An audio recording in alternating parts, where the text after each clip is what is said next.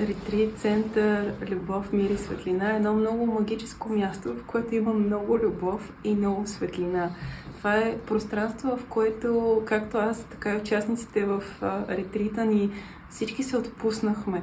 Цялото пространство предразполага, природата подхранва, уюта, който е създало семейството, което седи зад това великолепно пространство, е споделен, много специален. Има много различни ретрит центрове, но тук просто се усеща една чистота на хора, които следват пътя си с искреност и оттам създават вкусна храна, възможност за практики, за това всеки да изследва сърцето си, да се свърже с себе си, с духа си, с природата.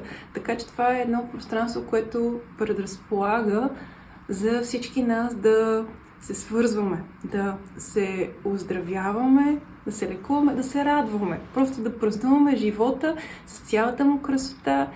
И не на последно място, така тук има и един много прекрасен олтар, който аз бих споменала, който ме докосва и просто се усеща и духовната сила на водача, учителя, който така е в ръководство на хората, създали това пространство.